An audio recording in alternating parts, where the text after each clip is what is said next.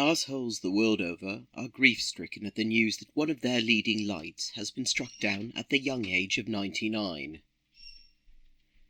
British state media have announced that Prince Philip Schleswig-Holstein-Sonderburg-Glücksburg, beloved husband to British monarch Elizabeth Windsor, to most everyone else an insufferable toffee-nosed ghoulish Nazi-loving white supremacist sponging twat, has left our midst just one day after Britain celebrated the 8th anniversary of the departure of Margaret Thatcher, another leading figure in British arseholedom. In recognition of this sad day for horrible people everywhere, state media and the land of 1,000 turfs have suspended all worthwhile programming for a mandatory national period of unedifying spectacle and mawkish sycophancy. Boris Johnson, Prime Minister and head arsehole of the Gammon Isle, had this to say. Prince Philip earned the affection of generations here in the United Kingdom, across the Commonwealth and around the world. A similarly fulsome tribute was offered by Keir Starmer, leading arsehole of Her Majesty's most loyal opposition to the working class.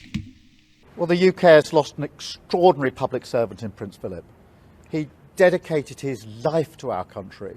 Across the Irish Sea, loyalist arsehole Arlene Foster, who is, somehow, still First Minister of the British occupation zone in Ireland, took time away from a busy itinerary of homophobia and inciting violence by neo-Nazi-affiliated paramilitaries to offer the following heartfelt statement.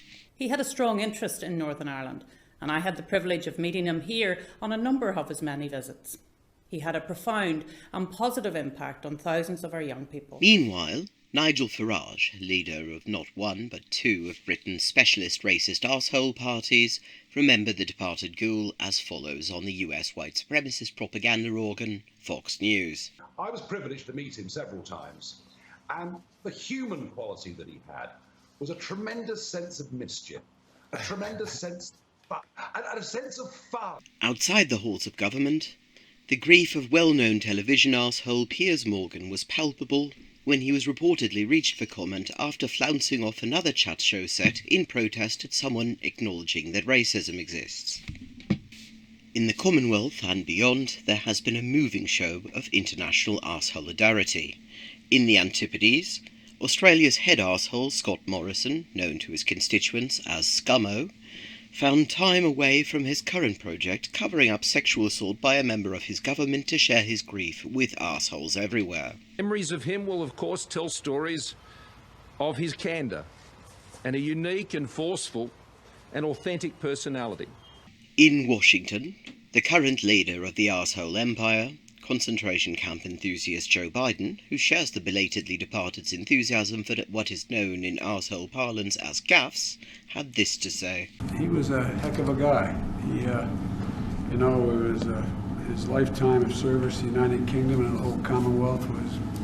On a related note, according to official statistics, the number of people allowed to die of COVID-19 by Her Majesty's government has exceeded 150,000, and according to the Office for National Statistics, may soon reach the equivalent of one dead 99-year-old racist toff.